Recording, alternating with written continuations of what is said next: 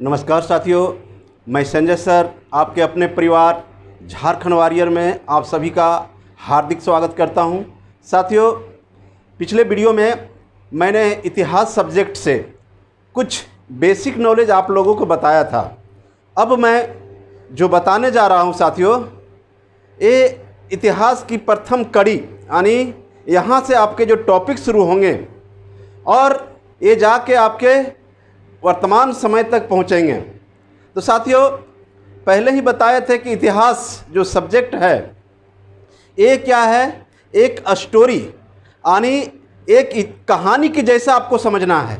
जैसे आप मूवी देखते हैं, आप कोई प्रोग्राम देखते हैं, यानी किसी प्रकार की कहानियों को देखते हैं, नाटकों को देखते हैं, उसी प्रकार को इतिहास को समझना है साथियों। इतिहास कोई टफ सब्जेक्ट नहीं है, एकदम आसान सब्जेक्ट है और इसे मैं कहानी के माध्यम से आपको समझाऊंगा। कुछ जो इसमें डेट तिथियां रहते हैं, जैसे कब, कहाँ, कैसे और क्यों। इतिहास का एक मतलब एक कहें कि शब्द है कब, कहाँ, कैसे, क्यों। इस चीज़ को दिमाग में बैठाना है।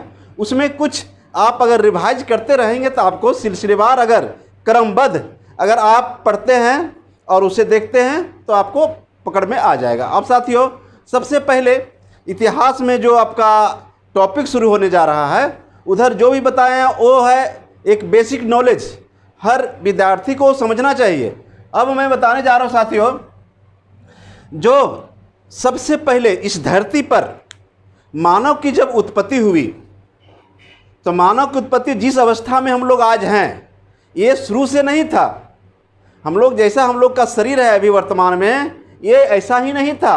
आज से लाखों वर्ष पहले, जैसे इस धरती का माना जाता है कि उत्पत्ति आज से लगभग 5 अरब वर्ष पहले, यानी एनसीईआरटी की किताब में लिखा हुआ है 400 करोड़ वर्ष के बाद कि जितने भी 400 करोड़ वर्ष, लगभग 400 करोड़ वर्ष से ऊपर ही से अधिक, यानी इस धरती की उत्पत्ति मानी जाती है। लगभग 5 अरब वर्ष पहले इस धरती की उत्पत्ति हुई और उसके बाद धीरे धीरे यहाँ का क्लाइमेट चेंज हुआ, यहाँ का वातावरण चेंज हुआ, अनेक जीवों की उत्पत्ति हुई।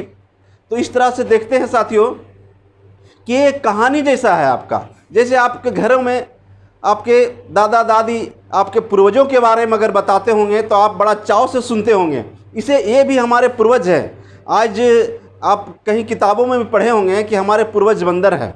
अब हम लोग देखते हैं कि कैसे कैसे इसकी शुरुआत हुई और कहाँ कहाँ से हुई, कैसे होती है। थोड़ा सा यहाँ देखेंगे साथियों। वैसे पढ़ना है हम लोग को भारत का इतिहास, तो भारत की इतिहास पढ़ने, भारत का इतिहास इसी के अंतर्गत हम लोग पढ़ रहे हैं, लेकिन थोड़ा सा सहारा लेना पड़ेगा नॉलेज की दृष्टि से दूसरे जगह का भी। लगभग 4.5 अरब वर्ष पहले, लगभग 4.5 अरब वर्ष पहले इस धरती की उत्पत्ति हो चुकी थी, लेकिन मानव की उत्पत्ति बाद में मानी जाती है। अब कैसे, अब ध्यान देना है साथियों, देखना है इसमें कि सबसे पहले हम देखते हैं कि इस धरती पर कहा गया है कि दक्षिण अफ्रीका में, सबसे पहले दक्षिण अफ्रीका में ही जीवों की उत्पत्ति हुई। और समुद्र में सबसे पहले जो आप शैवाल देखते हैं, जो हरे हरे टाइप के घास होते हैं, इसकी उत्पत्ति हुई पौधे के रूप में। उसके बाद धीरे धीरे यानी एक कोशिकीय जीवों की उत्पत्ति हुई, बिना हड्डियों के जीवों की उत्पत्ति हुई। धीरे धीरे इस तरह बनते बनते अब देखते हैं वानर यानी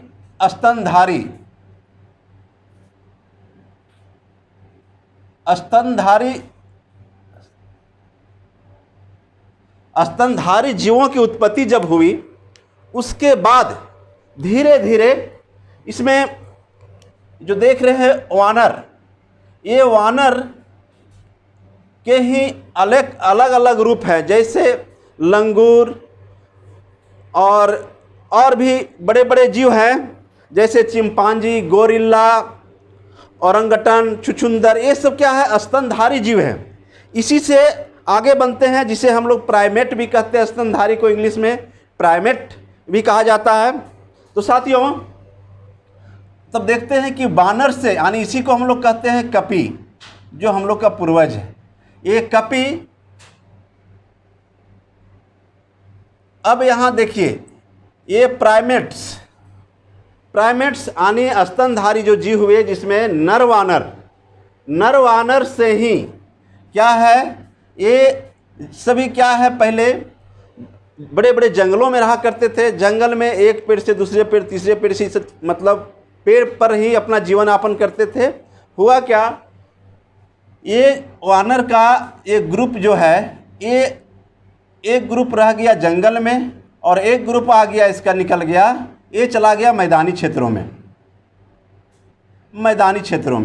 अब मैदानी क्षेत्रों में जाने के बाद क्या हुआ, इसकी एक्टिविटी और जलवायु के यानी प्रभाव की वजह से, वैसे मेंडल के सिद्धांत में कहा गया, जिस अंग का आप अगर कोई प्रकार का उसमें एक्टिविटी नहीं दिखाते तो धीरे धीरे वो ख़त्म हो जाता है। इसी प्रकार जैसे मनुष्यों के, पुराने मनुष्य के जो पूर्वज हैं, जैसे बंदर में पूँछ देखा जाता है, तो पूँछ थी, तो वो पूँछ क्या हुआ, धीरे धीरे ख़त्म हो गया। तो यहाँ देखते हैं कि ये मैदानी क्षेत्र में जब आते हैं ये, और मैदानी क्षेत्र में आने के बाद धीरे धीरे इसमें विकास हुआ, और जो जंगल क्षेत्र में रह गए वो उसी तरह रह गए। अब यहाँ देखते हैं, ये मैदानी क्षेत्र में नर वानर आने के बाद मानव के रूप में प्रथम जो माना जाता है रूप, ये रामापिथेकस मानव का सबसे प्राचीन, यानी आदि मानव कहें, सबसे प्रथम मानव के रूप में जो है आदि मानव पूर्वज, ये है रामापिथेकस को आदि मानव माना जाता है, सबसे प्राचीन। उसके बाद दूसरा है ऑस्ट्रेलोपिथेकस, यानी दूसरा आदि मानव ऑस्ट्रेलोपिथेकस है। और ये सबसे पहले दक्षिण अफ्रीका के ट्रांसवाल जंगलों में पाया गया था। ट्रांसवाल जंगल थे दक्षिण अफ्रीका में, वहीं मतलब ये रहते थे। इसका कंकाल 1924 ईस्वी में देखा गया, और देखा गया कि ये बहुत पुराने हैं। जो इसके अवशेष मिले हैं, खोपड़ी वगैरह मिले हैं, मानव की खोपड़ी मिले हैं, कंकाल मिले हैं, उससे पता चलता है कि आज से ये 300 लाख वर्ष पहले के हैं। तब इस तरह से ऑस्ट्रेलोपिथेकस ये अफ्रीका के ट्रांसवाल जंगलों में पाया गया था। अब यहाँ देखते हैं, इसके बाद होमो इरेक्ट, और ये जो है दो पार्ट हैं, जावा मानव और पिकिंग मानव। जावा मानव जो इंडोनेशिया के जावा द्वीप है, उसमें वहीं पर ये जीव, मतलब ये मानव के रूप में हुए, और ये नरभक्षी होते थे, मनुष्यों को भी खा जाते थे, यानी आदमी को खाने वाले।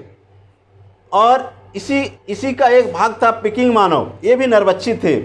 और इसी समय ये जो नरभालव हुआ, पहले जो मनुष्य का पहला रूप है, जैसे हम देख रहे हैं रामापिथेकस, ये क्या है, दोनों हाथ और पैर दोनों से चलते थे, हाथ और पैर दोनों का सहारा लेके चला करते थे। और धीरे धीरे इसकी रीढ़ की हड्डी सीधी हुई।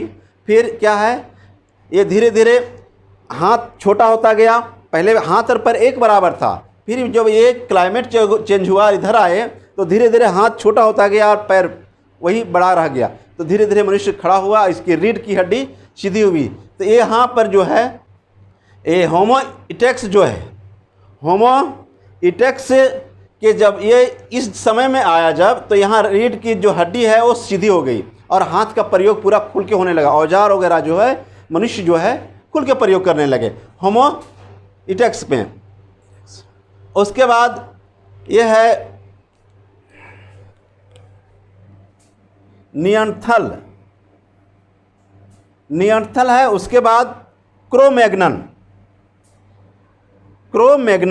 ये यूरोप के क्षेत्र में पाए जाते हैं, यानी फ्रांस में पाए गए हैं। और ये क्रोमैग्नन यानी जो होमोसेपियंस आधुनिक मानव जो हुआ है आपका, सबसे यहाँ देख रहे हैं होमोसेपियंस आधुनिक मानव, इससे मस्तिष्क में, दिमाग में तेज थे। क्रोमैग्नन जो थे होमोसेपियन से तेज थे। दिमाग के रूप में कहा गया है कि मस्तिष्क में इसकी क्षमता ज़्यादा थी, मस्तिष्क क्षमता, किससे? होमोसेपियन से। इसमें सबसे इम्पोर्टेंट बनता है कि मानव का जो सबसे पुराना आदि मानव,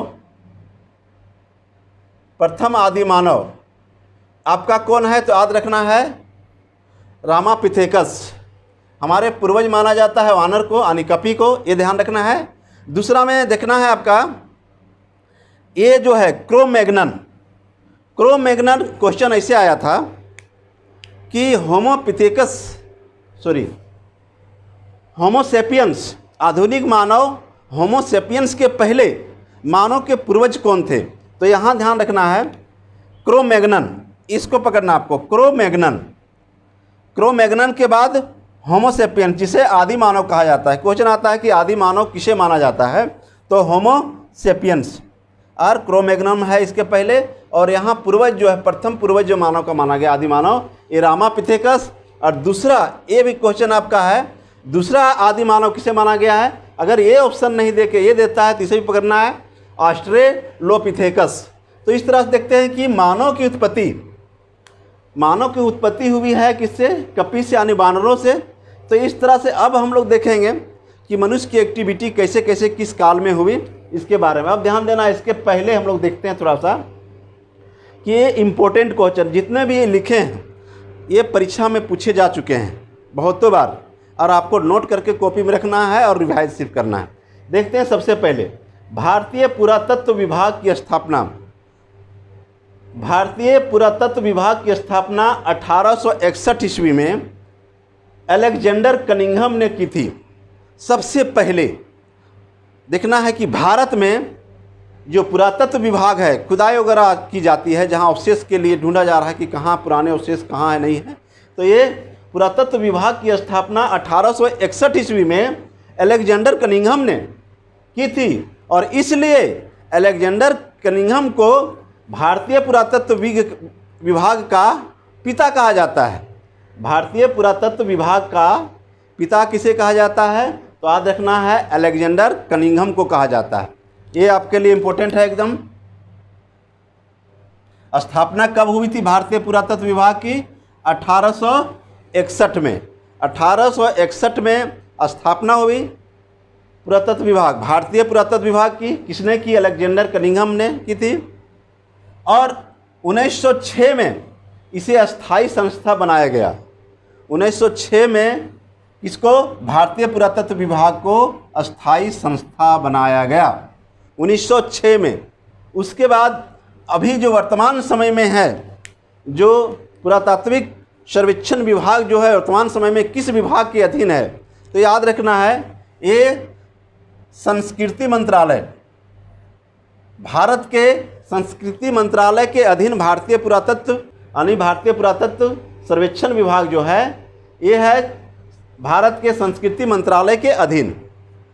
उसके बाद नेक्स्ट है भारतीय प्रागैतिहासिक पुरातत्व का जनक।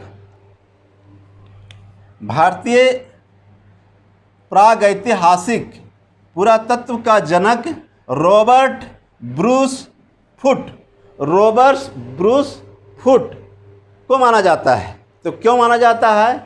कि सबसे पहले इन्होंने 1863 ईस्वी में, ये देखना है, भारतीय प्रागैतिक, ये है पुरातत्व विभाग के अलेक्जेंडर कनिंघम जो हैं ये पुरातत्व विभाग के जनक माना जाते हैं या पिता माना जाते हैं। लेकिन प्रागैतिहासिक जब आएगा पुरातत्व विभाग के तो पकड़ना है किसको? रॉबर्ट ब्रूस फुट को पकड़ना है, इनको माना जाता है।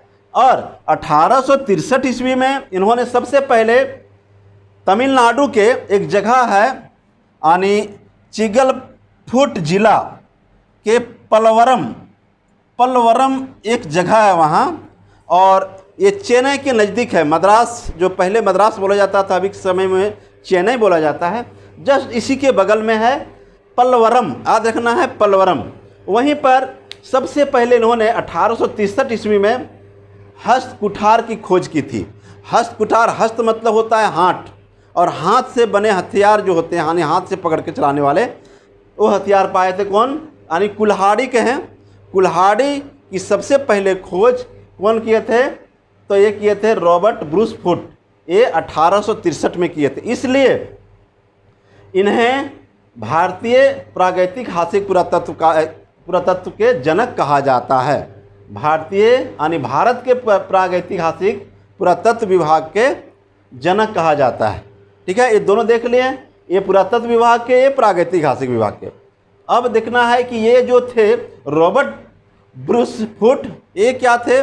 भूवैज्ञानिक थे और पुरातात्विक भी थे और भूवैज्ञानिक भी थे, यानी पुरातत्व का ज्ञान भी इनको अच्छा था और भूवैज्ञानिक तो थे ही। अब आगे देखें कि राष्ट्रीय मानव संग्रहालय जो पूरे भारत का है, ये मानव संग्रहालय कहाँ है? भोपाल में है। ये भी क्वेश्चन आया हुआ है। भारतीय यानी राष्ट्रीय मानव संग्रहालय कहाँ है? भोपाल में है। नेक्स्ट है, ये सब आप नोट कर लेंगे अच्छी तरह से। पुरातात्विक ये पुरातात्विक है। यहाँ थॉमसन ने कोपेनहेगन, ये डेनमार्क में है, कोपेनहेगन डेनमार्क में है, संग्रहालय की सामग्री से पाषाण, लौह और कांस्य, ये ध्यान रखना है, पाषाण, लौह और कांस्य युग का विभाजन किया था। तो कौन, ये क्वेश्चन ऐसे बनता है कि थॉमसन ने कोपेनहेगन संग्रहालय की सामग्री से किसे विभाजित किया था? किन किन को विभाजित किया था? 3 को विभाजित किया था। तो ध्यान रखना है, लौह, पाषाण और कांस्य, ये तीनों को अलग अलग भाग में विभाजित किया था। भारत में सबसे पुराने पाषाण उपकरण जो नया है, एकदम नया में मिला है, कुछ वर्षों के पहले की कहानी है। बोरी, महाराष्ट्र के एक जगह है बोरी, वैसे बोरीवली भी वहाँ फेमस है। तो बोरी से प्राप्त हुआ है। ये कितना है? 14 लाख ईस्वी पूर्व। जहाँ हम लोग यहाँ मानव की उत्पत्ति मानते हैं, भारत में पहले मान रहे थे कि भारत में मानव की उत्पत्ति 2.5 लाख वर्ष पहले है। लेकिन जब से यहाँ से ये उपकरण निकले हैं, बोरी से उपकरण निकले, अवशेष निकले हैं, तो उससे देखा गया कि ये कितना पुराना है, 14 लाख वर्ष पहले। तो इस तरह से देखते हैं कि भारत में भी अब देख रहे हैं कि बहुत पुराना यहाँ अवशेष मिले हैं, बहुत पहले से भी यहाँ मानव की उत्पत्ति हो चुकी थी। तो इस तरह से देख लिया। अब हम लोग को देखना है, अब पढ़ते हैं हम लोग प्रागैतिहासिक काल। ये सब इम्पोर्टेंट थे कुछ, इसलिए बता दिया गया। स्पेशल आपके लिए ये है प्रागैतिहासिक काल, प्री हिस्टोरिक पीरियड। अब यहाँ साथियों ये देखना है कि प्राक ऐतिहासिक काल भी कहा जाता है, प्राग ऐतिहासिक काल भी कहा जाता है, प्री हिस्टोरिक काल भी कहा जाता है, यानी पीरियड कहा जाता है। अब यहाँ देखना है कि किसे कहते हैं, प्री हिस्टोरिक पीरियड किसे कहा जाता है। तब ये आप ध्यान देंगे कि जब ये क्या है, प्राक ऐतिहासिक काल, क्वेश्चन इसे आएगा कि प्राक ऐतिहासिक काल किसे कहा जाता है। जब मनुष्य पढ़ना लिखना जानता था, जब मनुष्य पढ़ना लिखना नहीं जानता था, कि दोनों, इस तरह से क्वेश्चन आएगा कि इनमें से कोई नहीं। तब ध्यान देना है,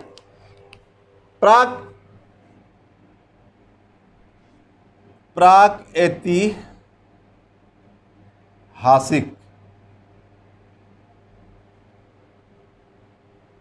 काल।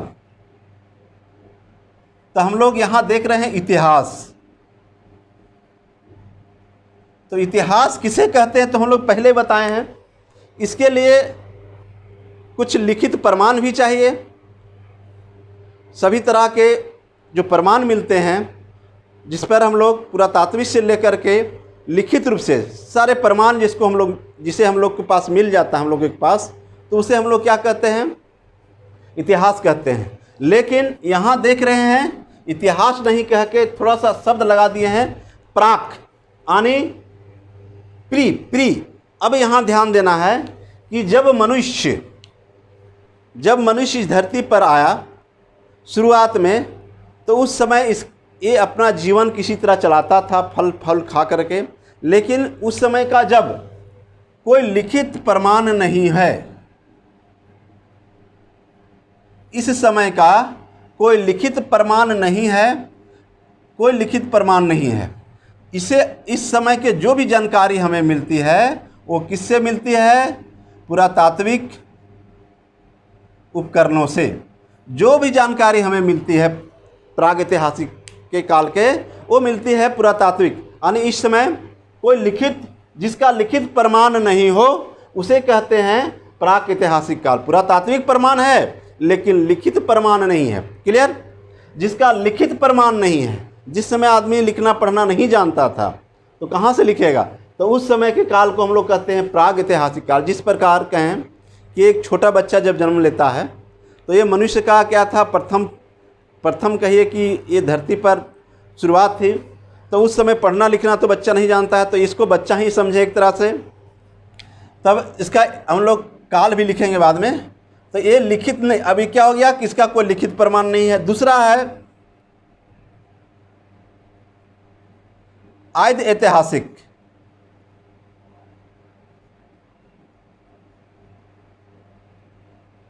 आद्य ऐतिहासिक, आद्य मतलब समझिए एक तरह से आधा, आधा ही कहेंगे।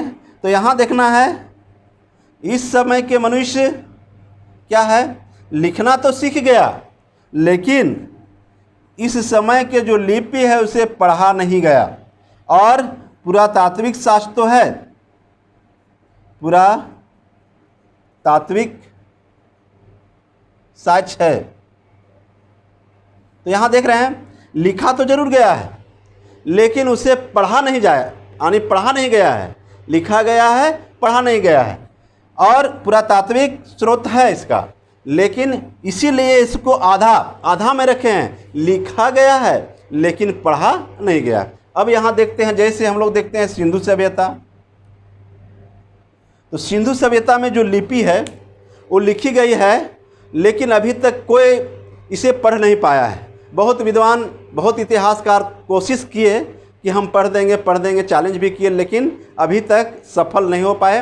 तो इस तरह के जो ऐतिहासिक काल है इसको कहेंगे आद्य ऐतिहासिक काल। आद्य यानी इसको हम लोग प्रोटो हिस्ट्री कहते हैं, प्रोटो हिस्ट्री। तब ध्यान देंगे कि सिंधु घाटी सभ्यता जो है इसे अभी तक पढ़ा नहीं, यानी इसकी जो लिपि है, इसकी लिपि ऐसे होती थी, ऐसे दाएं से बाएं, फिर बाएं से दाएं, फिर दाएं से बाएं, बाएं से दाएं, ऐसे लिपि लिखी हुई अभी तक पढ़ी नहीं जा सकी है। तो ये हो गया आद्य ऐतिहासिक काल। और तीसरा है ऐतिहासिक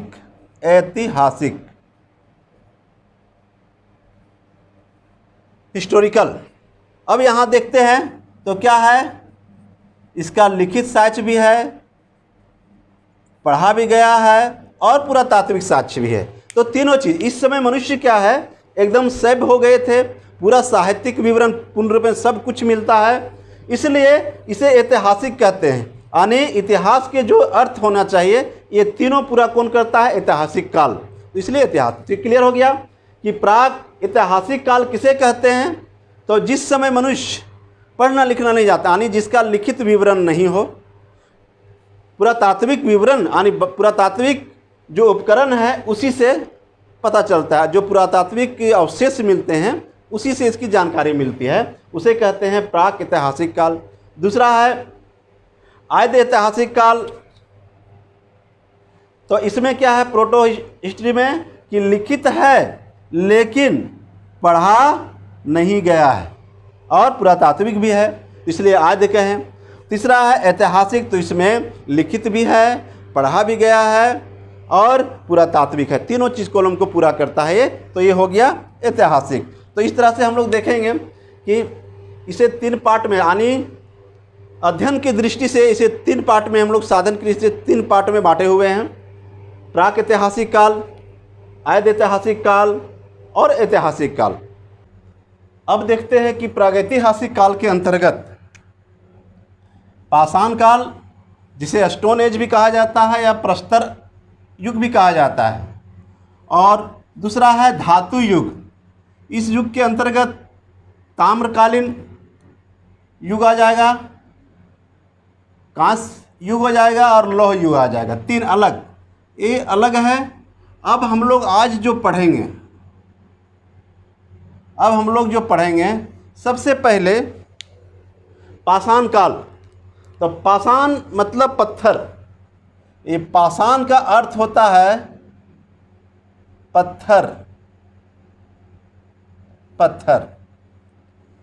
तब हम देखेंगे कि सबसे पहले ये पाषाण काल कब से कब तक है। तो पाषाण काल देख रहे हैं 5 लाख BC से 6,000 BC तक है। ये पाषाण काल जो माना जाता है, पत्थर का ये युग, पत्थर का काल, प्रस्तर युग, ये माना जाता है 5 लाख BC से 6,000 BC तक। अब इसे सुविधा की दृष्टि से 3 पार्ट में बांटा गया है और तीनों पार्ट में देखा जाएगा कि अलग अलग। अब कुछ इतिहासकार इसे 3 पार्ट में बांटे हैं, उसका कारण बताए हैं कि जब मनुष्य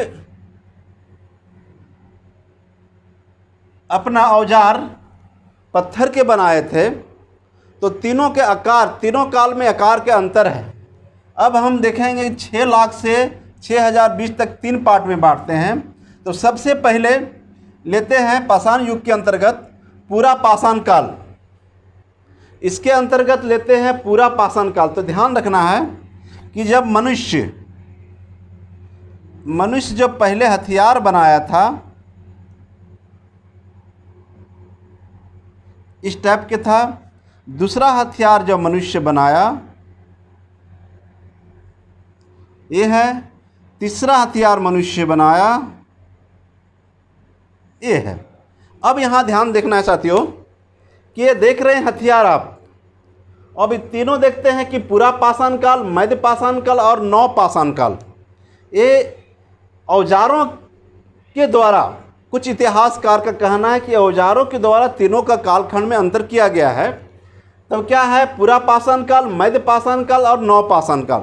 यहाँ देखते हैं ये पूरा पाषाण काल का जो, इसको इंग्लिश में बोला जाता है पैलियोलिथिक, पैलियोलिथिक। तब यहाँ ध्यान देना है, कभी कभी पूरा पाषाण काल नहीं लिख करके इंग्लिश का जो वर्ड है पैलियोलिथिक, वो वर्ड डाल दिया जाता है। तब हिंदी और इंग्लिश दोनों आपको याद करना है, पूरा पाषाण काल या पैलियोलिथिक युग, मध्य पाषाण काल या मीसोलिथिक युग, नव पाषाण काल या नियोलिथिक युग। तब यहाँ अब देखना है साथियों कि ये जो पत्थर है, मनुष्य सबसे पहले यहाँ देख रहे हैं पूरा पाषाण काल में ये 5 लाख ईस्वी पूर्व से 10,000 ईस्वी पूर्व तक, 5 लाख से लेकर के 10,000 ईस्वी पूर्व तक ये काल है। सबसे लंबा काल पूछा भी जाएगा अगर कि मानव का पाषाण काल का सबसे लंबा काल कौन था, पूरा पाषाण काल की मध्य पाषाण काल की नव पाषाण काल, तो सबसे लंबा काल रहा ये पैलियोलिथिक काल, यानी पूरा पाषाण काल सबसे लंबा काल था। अब यहाँ हम देख रहे हैं कि मनुष्य जब शुरुआत में इस धरती पर आया तो पहले जंगलों में भटकता रहा और जंगल में रहते रहते सबसे पहले मनुष्य ने फल फूल खाना सीखा। फल फूल खाते खाते उसने जब देखा एक जंगल से दूसरे जंगल भटकता था, जब उस जंगल का भी कहें कि ख़त्म हो गया फल फूल, तो फिर मनुष्य क्या है, जानवरों को मार के खाने लगा। उस समय जो अपना हथियार बनाया मनुष्य, वो पत्थर का हथियार है। तो ये पत्थर जो है, ये पत्थर नुकीला नहीं है। ये पत्थर मतलब एक तरह से बिना धारदार के तोड़ करके पटक पटक के पत्थर को, ये जैसे तैसे धारदार नहीं होता था, जैसे इसे सिर्फ मारने के लिए प्रयोग करता था, तो इस आकार का होता था, कोई नुकीला नहीं। तो इसी चलते इस काल को ये पूरा पाषाण काल कहा जाता है कि इसका धारदार जो हथियार नहीं था, सिर्फ पत्थर का एक सांचा था, है ना, कोई धार इसमें नहीं था। पत्थर को तोड़ तोड़ करके, और वो पत्थर कौन होता था, क्वार्ट्जाइट पत्थर, वो पत्थर होता था क्वार्ट्जाइट पत्थर, क्वार्ट्जाइट। तोड़ तोड़ के उसको ये साकार में। अब क्या हुआ, जब यही मनुष्य मध्यकाल यानी 9000 ईस्वी से 4000 ईस्वी बीच में रहा, तो ये है क्या, अपने औजारों में चेंजिंग हुआ इसका। अब क्या है, उसके औजार थोड़ा नुकीलेदार हो गए, ये औजार नुकीलेदार हो गए थोड़ा सा, देख रहे हैं। फिर तोड़ा गया और तोड़ करके उसके जो फलक होते थे वो अलग अलग पार्ट में बंटते थे, और पार्ट में जो बट गया है नुकीला टाइप के, हल्का देख रहे हैं, कहीं कहीं नुकीला है। ये हो गया कौन काल में, मध्य पाषाण काल में। और जब इस काल में मनुष्य आया नव पाषाण काल में, तो यहाँ देखते हैं कि इसका हथियार जो है एकदम नुकीला हो गया, था तो सब पत्थर का लगभग, यहाँ नुकीला हो गया। तो इस तरह से देखते हैं ये पत्थर के आकार पर 3 काल, ये पूरा पाषाण काल, ये मध्य पाषाण काल और ये नव पाषाण काल। ये हम पत्थरों के औजार के अनुसार इसे अलग किए हैं। लेकिन अब हम इसके सबसे पहले इस काल के, जैसे पूरा पाषाण काल के, इसमें साथियों परीक्षा में जो पूछे जाते हैं सवाल, ये पूछे जाते हैं किस समय के औजार क्या थे, किस स्थान पर इसके साक्ष्य मिले हैं और उस समय की क्या विशेषता थी। तो ये परीक्षा में, सब परीक्षा में यही पूछे जाते हैं। और सभी तरह के, चाहे रेलवे की एग्ज़ाम हो, चाहे एसएससी की एग्ज़ाम हो, चाहे कमीशन में बैठ रहे हैं आप, ये सभी तरह के परीक्षाओं में पूछे जाते हैं प्रश्न। तो अब देखते हैं, सबसे पहले हम चर्चा करते हैं यहाँ कि यहाँ पर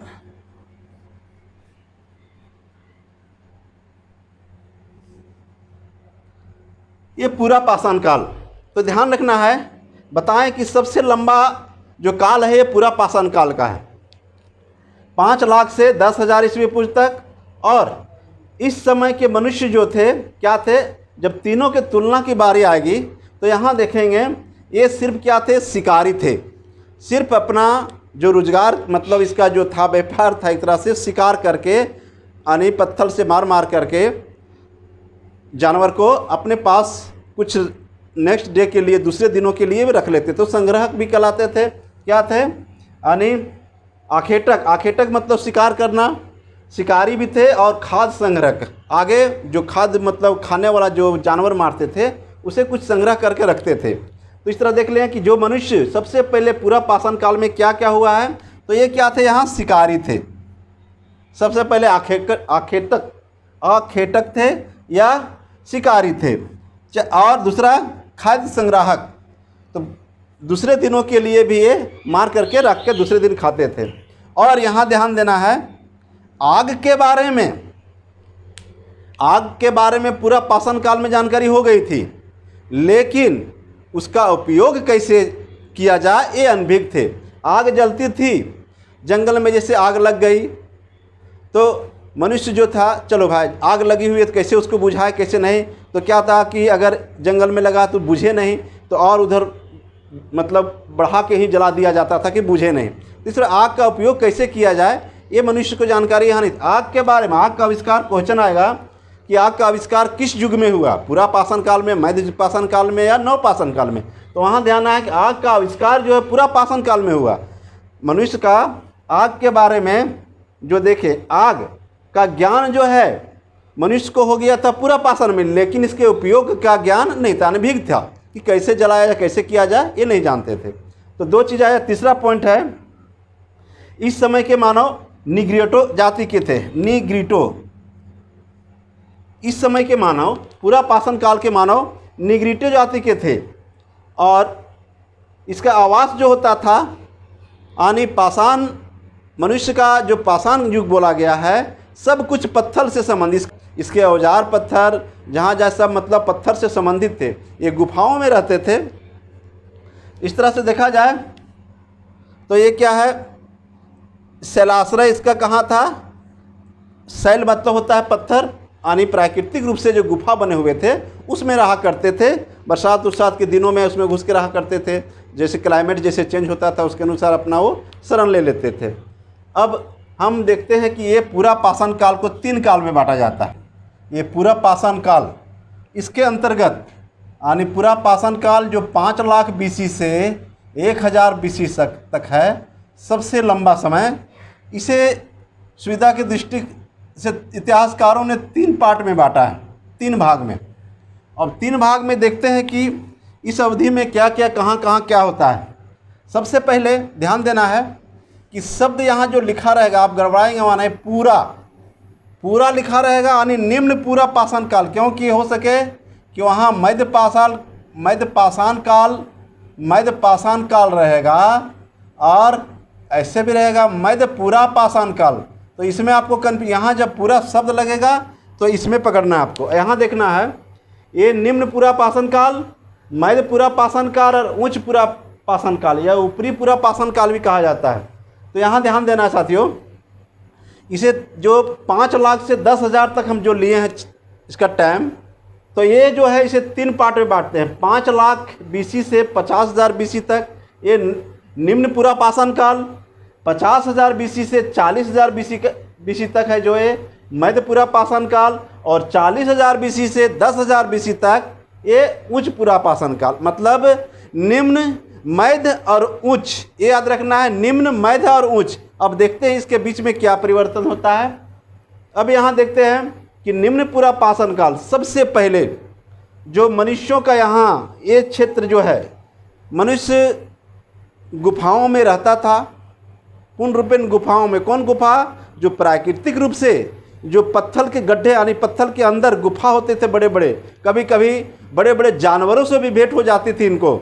और ये इस समय क्या है, ये एक मतलब 20-25 से लेकर के 100 तक के एक परिवार के रूप में रहते थे अपना अपना क्षेत्र में।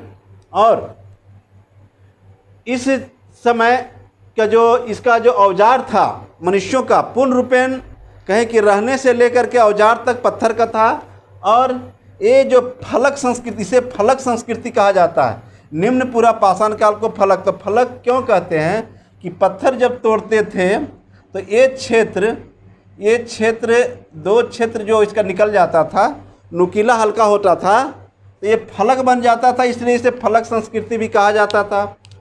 चापर चापिंग पेबुल संस्कृति, तो ये भी यही है, इसका खंडक यानी जो इसका औजार था ये चापर चापिंग, ये जब पत्थर से पत्थर टकराया जाता था उस समय ये अलग अलग टूट जाता था।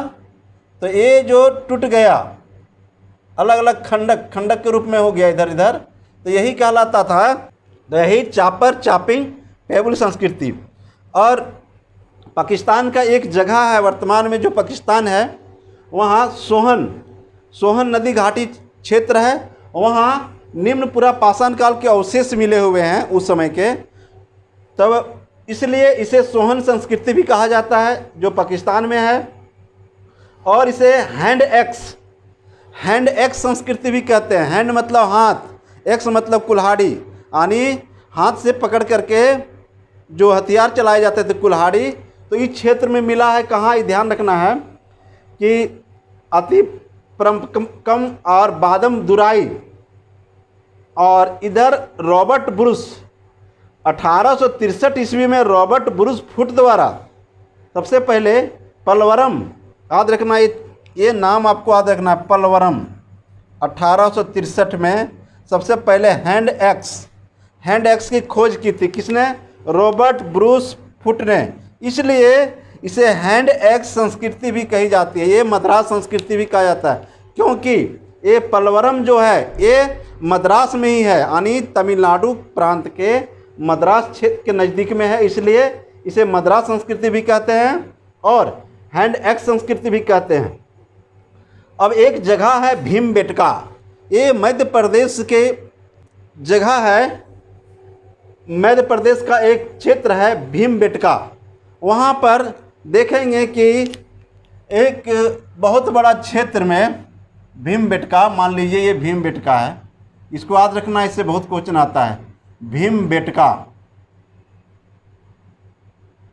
ये क्या है? यहाँ शैल चित्र बने हुए हैं और इसमें छोटे बच्चे का यानी देखेंगे तो इस गुफा के अंदर गुफा है, गुफा में चित्र किया हुआ है जिसमें दिखाया गया है कि बच्चे का यानी माँ दूध पिलाते हुए दिखाया गया, मतलब पत्थर में ही चित्रित किया गया है। और महिलाओं का चित्र भी दिखाया गया है। इसमें देखेंगे तो भीमबेटका में क्या है, चित्रित गुफाएं। पूछेगा भीमबेटका किस लिए प्रसिद्ध है, तो ये है चित्रित गुफाएं या शैलाश्रय, यानी पत्थरों का ये गुफा है, पत्थरों का यहाँ प्राकृतिक गुफा है, इसी के अंदर ये चित्रित बनाया गया है, शिव चित्रित। भीमबेटका बहुत इंपॉर्टेंट है। और यह कहाँ है, मध्य प्रदेश में। एक चीज़ याद रखना है, मध्य प्रदेश में भीमबेटका है कहाँ, मध्य प्रदेश। किस लिए प्रसिद्ध है, चित्रित गुफाओं के लिए, चाहे शैलाश्रय। और ये निम्न पुरापाषाण काल, वैसे ये भीमबेटका यानी पुरापाषाण काल, मध्य पाषाण काल और निम्न पाषाण काल, तीनों काल में ये मिलने वाला जगह है। तीनों काल में देखा गया, इसके अवशेष यहाँ मिले हैं। अब एक है उत्तर प्रदेश के मिर्ज़ापुर के बगल में बेलन घाटी। बेलन घाटी है, नदी घाटी, वही बेलन नदी घाटी में है। तो यहाँ पर भी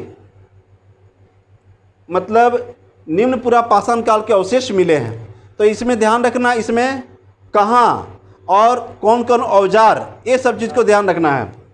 और दिदवाना, ये दिदवाना क्षेत्र है, वहाँ भी अवशेष मिले हैं निम्न पुरापाषाण काल के, राजस्थान। तो एक स्थान याद रखना आपको, कुछ ज़्यादा नहीं, यही जैसे कब खोज किए थे और किस काल का था ये। जैसे 1863 में रॉबर्ट ब्रूस फुट पलवरम जो मद्रास में है, हैंड एक्स की खोज की थी, ये याद रखना है। अच्छा, हैंड एक्स से सबसे पहले ये यही क्षेत्र में मिला था, निम्न पुरापाषाण काल के हैं, इसलिए हैंड एक्स संस्कृति कहते हैं। और चापर चापिंग पेबुल संस्कृति निम्न पुरापाषाण काल को कहा था। इस तरह कुछ पॉइंट है जिसे आपको कुछ रिवाइज करना पड़ेगा। दूसरा है मध्य पुरापाषाण काल, इसकी अवधि है 50,000 से 40,000 BC और इसको बोलते हैं शल्क संस्कृति। अब ध्यान देना है कि जब बताया कि पत्थर से पत्थर टकराता था, अलग हो जाता था, तो उस समय जो किनारे का क्षेत्र होता है,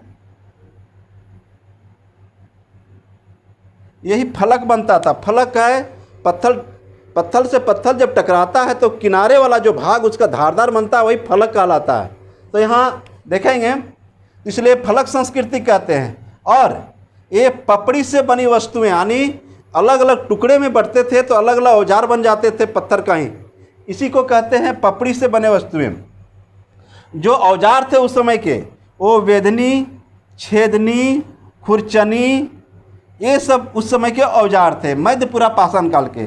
और इसमें है ये सोन घाटी, बेलन घाटी, नर्मदा घाटी, तुंगभद्रा जो कर्नाटक में है, नर्मदा घाटी क्षेत्र जो महाराष्ट्र के क्षेत्र में आता है, तुंगभद्रा कर्नाटक में आ जाता है। इस सब क्षेत्रों में मध्य पुरापाषाण काल के औजार मिले हैं। अच्छा, इस समय जो इम्पोर्टेंट है आपके लिए, बहुत इम्पोर्टेंट, ये ध्यान रखेंगे कि मध्य पुरापाषाण काल में आग का आविष्कार हुआ था।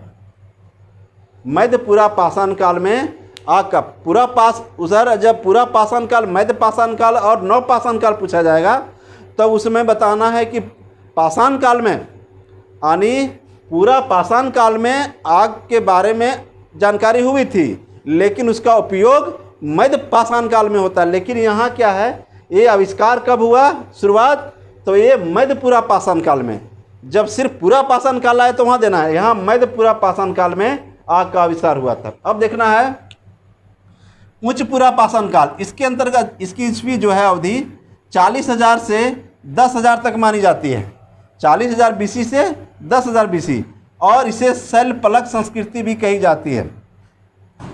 अब कारण यहाँ देखेंगे कि यहाँ औजार कुछ और नुकीले हुए, अब चकमक औजार हुए। यहाँ जो हुए, जानवर को मार करके इन लोग क्या करते थे, जानवर के मारने के बाद उसी का जो होता था तेल वगैरह इस हथियार में, मतलब जो पत्थर के हथियार होते थे उसमें रगड़ देते थे, तो चमकीला हो गया था औजार, इसलिए इसे चकमक औजार भी कहते हैं, औजार का काल भी कहते हैं। अब इधर देखेंगे ब्लेड, और इस समय जो औजार हुआ ब्लेड और ब्यूरिन्स, यानी फलकों और तस्सीनों, थोड़ा सा इसमें अंतर हुआ।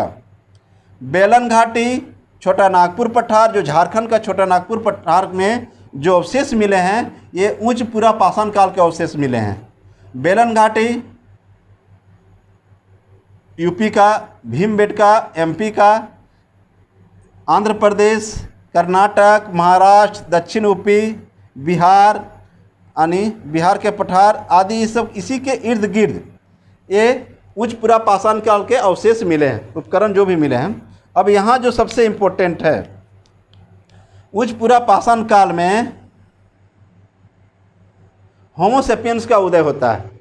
आधुनिक मानव जिसे कहा जाता है, होमो सेपियंस को आधुनिक मानव कहा जाता है। और इसका उदय देख लिया है 40 से 10। अब यहाँ पूछेगा कि होमो सेपियंस का उदय किस समय हुआ, तो उच्च पुरा पाषाण काल अगर अवधि देता है तो याद रखना है 40,000 से 10,000 के बीच में, यानी 30,000 ईस्वी पूर्व में ये होमो सेपियंस का उदय हुआ था। 30,000 ईस्वी पूर्व में। ये भारत के हम बता रहे हैं, भारत के बारे में पढ़ना है। अब आग का आविष्कार कब हुआ था, तो 50,000 से 40,000 के बीच में हुआ है, ये ध्यान रखना है। और इधर हम बताए थे इम्पोर्टेंट 1863 ईस्वी में रॉबर्ट ब्रूस फुट द्वारा पलवरम में हैंड एक्स की खोज की थी। ये 3-4 पॉइंट इसमें आता है जो आपके लिए बहुत इम्पोर्टेंट है, जो ये पूरा पाषाण काल के अंतर्गत आता है। इसमें इतना ही क्वेश्चन बनता है। आगे अब हम तीनों के बांटते हैं, जब पूरा पाषाण काल और मध्य पाषाण काल। अब यहाँ ध्यान देना है कि सिर्फ पूरा पाषाण काल पूछेगा तो तीनों के अंतर्गत जो भी आए हैं सब आ जाएगा इसके अंतर्गत। पूरा पाषाण काल के अंतर्गत ये तीनों के जो भी एटम है पूरा आ जाएंगे।